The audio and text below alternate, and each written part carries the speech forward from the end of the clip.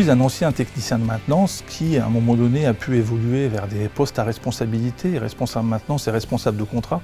Puis j'ai côtoyé à un moment donné différents consultants qui m'ont donné cette envie de transmettre, cette envie d'accompagner les autres dans l'évolution de leur service. Et c'est comme ça qu'est né en 2011 Valoris Consulting, avec l'idée d'accompagner les différentes personnes, leur apporter beaucoup d'efficience, leur apporter aussi notre expertise. Nous avons aussi ouvert un centre de formation pour justement pouvoir transmettre toutes nos connaissances, mais aussi les outils utilisés, toujours dans le domaine de la maintenance principalement, ou dans le domaine de l'amélioration continue. Les secteurs concernés au départ, c'était plutôt la partie industrie, avec l'automobile, la plasturgie, la métallurgie, de la fonderie. On avait pas mal de clients dans ce domaine-là.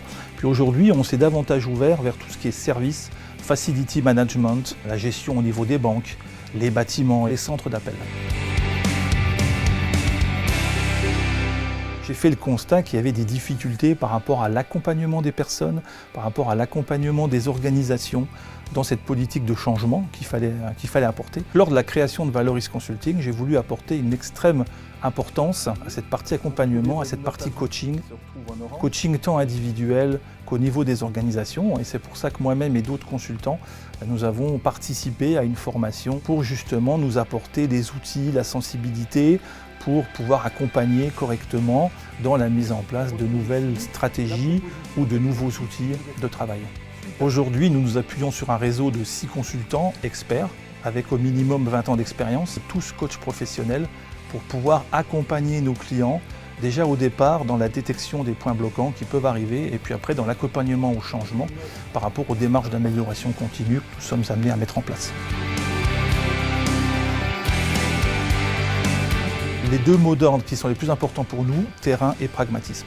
Les étapes clés du processus, c'est tout d'abord un audit réalisé avec 2 différents outils. Nous allons ensuite effectuer auprès de notre client une restitution par rapport à cet audit avec les points de progrès. Nous allons aussi proposer un objectif, rédiger la stratégie, la politique et puis le plan d'action qui est associé à cette stratégie ou à cette politique. L'ultime étape correspond à l'accompagnement de notre client par rapport à la mise en œuvre de ce plan d'action et donc avec lui à la levée de certains points bloquants, la transmission de clés de réussite et ainsi de suite. Dans un deuxième temps, nous pouvons aussi réaliser du travail sur des logiciels de GMAO avec des audits GMAO par rapport aux bonnes pratiques ou la rédaction de cahiers des charges. Enfin, on peut mettre en place différents outils d'amélioration tels que la 5S, TPM, différents autres outils. Nous sommes aujourd'hui indépendants de tout éditeur de GMAO et nous voulons que ça le reste si nous voulons accompagner nos clients dans les audits GMAO et dans la rédaction des cahiers des charges.